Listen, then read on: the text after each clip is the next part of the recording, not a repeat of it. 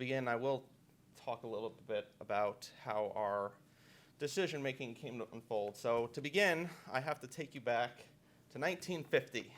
And no, I was not alive back then. So my great-grandfather was actually a Guernsey guy back in 1950. And in 51, my grandfather came home with the first Holstein.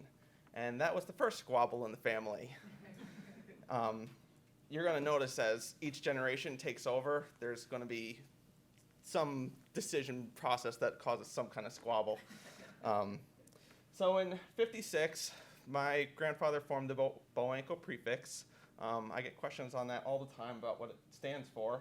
It's actually the year my father was born, and it stands for Bruce Osborne, Anna Osborne, and Clayton Osborne, who are my grandparents. In 68, they used to milk in a 12-stall tie stall. That barn burned in 62. The herd got sold, and then there was 4 calves purchased from Winchell Mountain Farms. When we still can trace back families, cows in our barn today that go back to those 4 calves.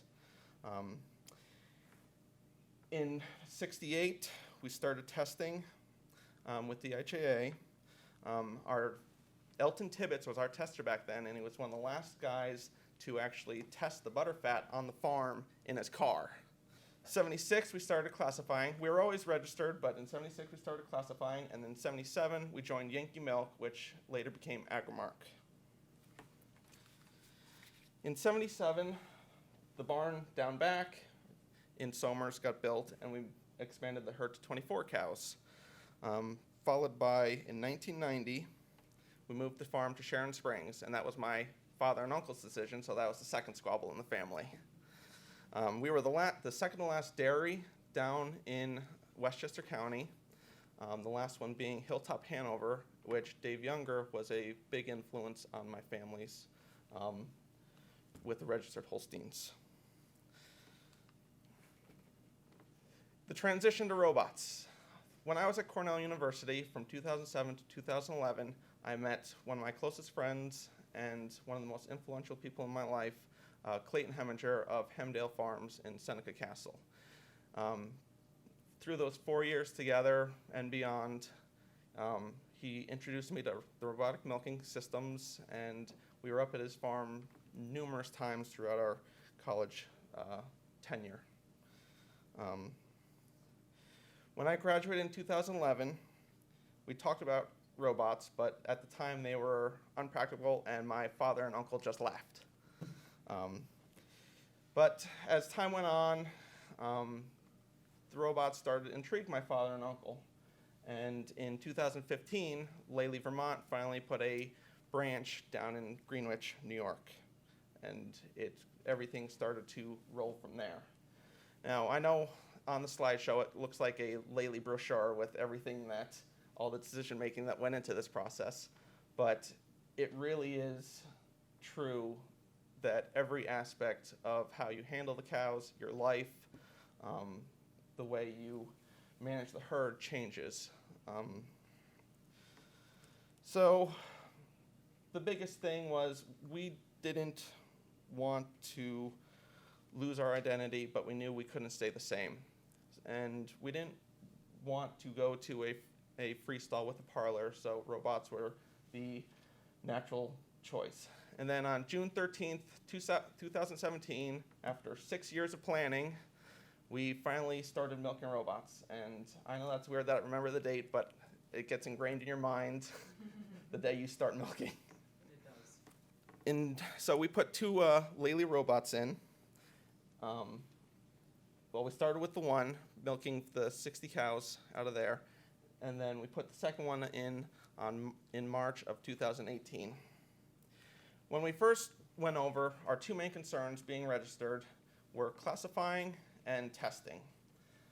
The classifying we're still learning, because going from a tie stall to a freestall and trying to figure out how to classify the cows is a bit of a challenge for us, but we are progressing.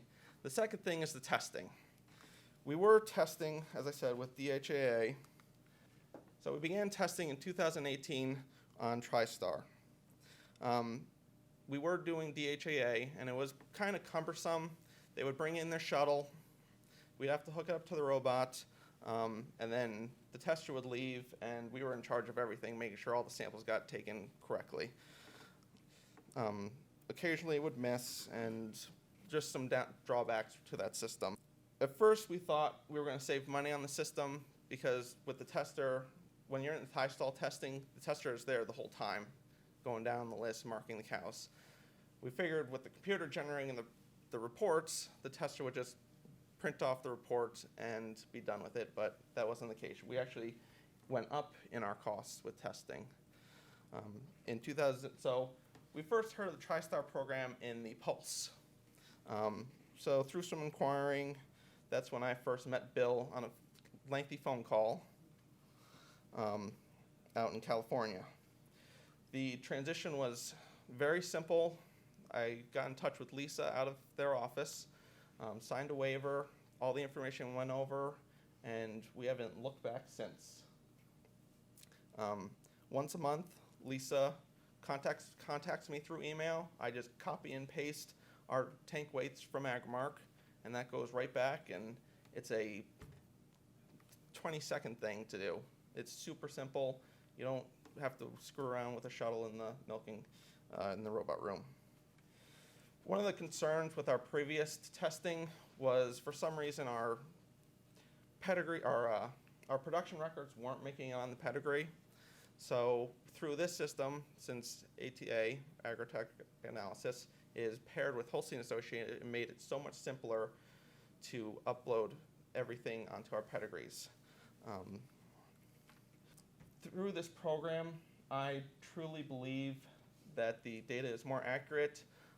As I said, the program takes everything off the computer, which when we first started with robots, we're like, all right, we have all this data coming from these computers, and we can't use it on the pedigrees. So through switching everything from our computers that we generate on the farm, which I think is more accurate, makes it onto the pedigrees. With these reports that are generated, we can compare our individual cows to the rest of the herd.